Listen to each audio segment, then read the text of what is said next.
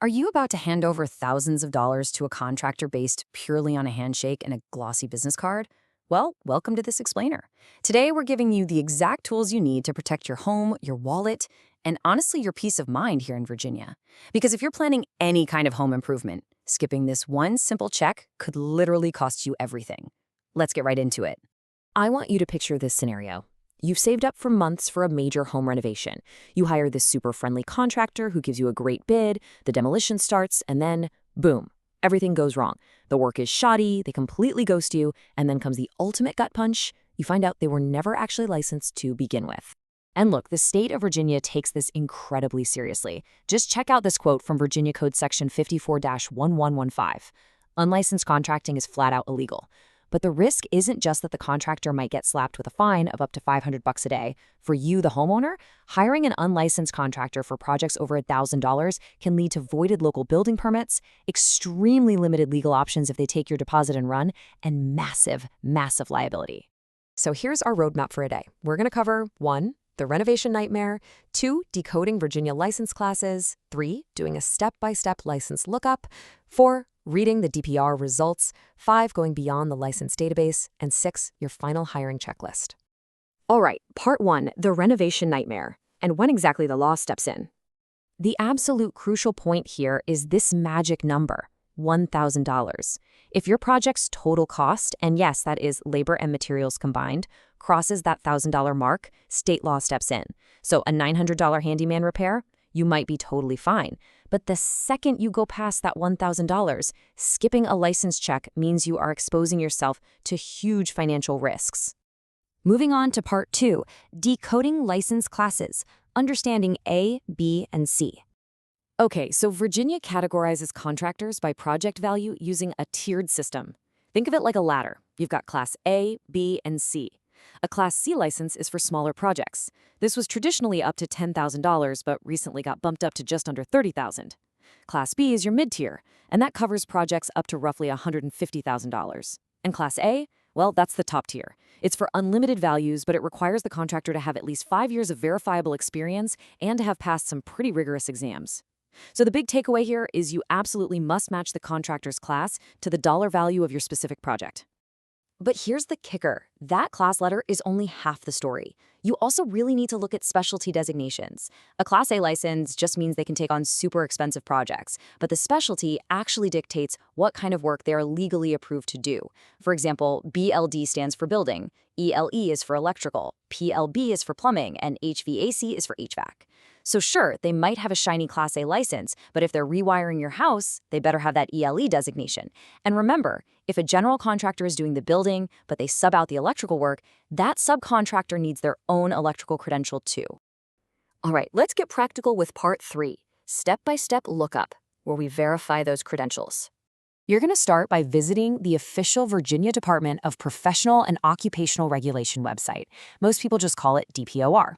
Navigate over to dpor.virginia.gov/license lookup.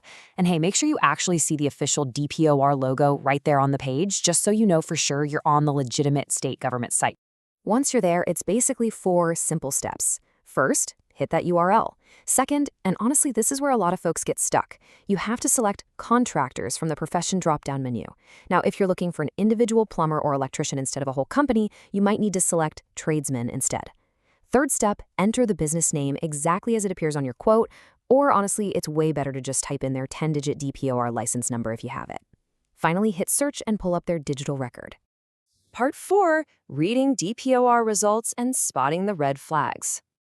Okay, so once you hit search and that record pops up, the absolute most important thing is knowing how to interpret what you're looking at. You need to scrutinize these results for a few very specific red flags.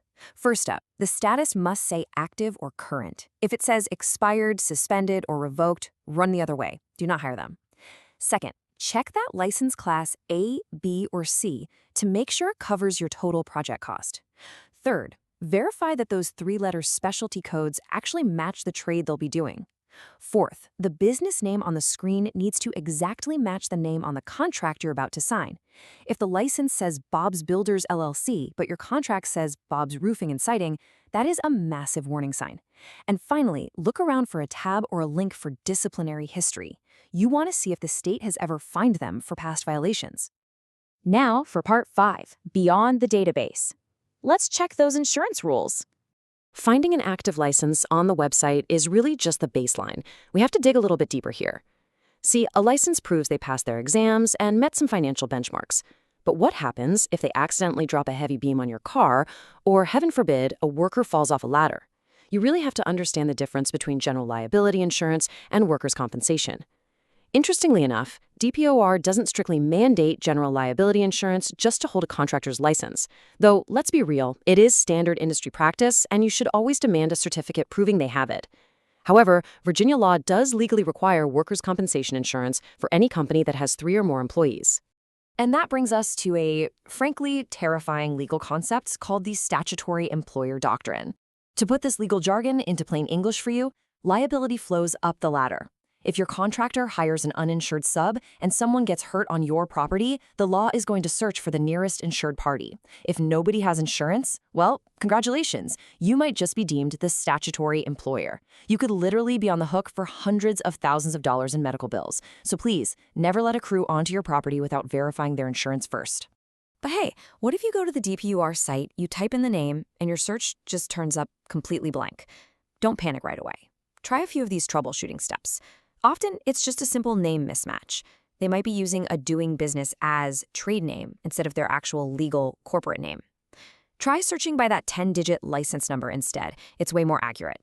Also, remember to toggle between the contractors and tradesmen categories in the drop-down menu. If you've done all that and you're still coming up empty, you can always just call DPR directly at 804-367-8511. Now, if the project is over $1,000 and they truly don't have a license, walk away immediately. No exceptions. Which brings us to part 6, your final hiring checklist to protect your investment. Let's pull all of this together into a completely foolproof checklist for your next project. Do not hand over a single dollar as a deposit until you check these 5 boxes. 1. Confirm their Class A, B, or C covers your total estimate. 2. Verify their specialty designation matches the actual work being done. 3. Ensure their DPOR status says strictly active. 4. Cross-check the legal entity name on the state website with the name printed right there on your written contract. And number 5. Demand a verified certificate of insurance directly from their insurance agent, proving they have both general liability and workers' comp. Double-check every single item on this list, folks. Please share this explainer with anyone you know who is planning a renovation, maybe buying a fixer-upper, or just hiring a tradesperson in Virginia. Raising awareness about this simple DPR lookup tool can literally save your friends and family from total financial ruin. And hey, if you found this structured guide helpful, make sure to hit like and subscribe for more insights that break down complex rules into simple, actionable steps. Finally, just a quick disclaimer. This explainer offers general advice based on source material. You should always consult official DPOR resources or legal advisors for specific concerns regarding contractor licenses. Remember, skipping this quick 5-minute check means you're basically trusting a glossy business card over a state-verified credential. So I'll leave you with this. What else might your friendly contractor be hiding? And are you really willing to bet your life savings on it?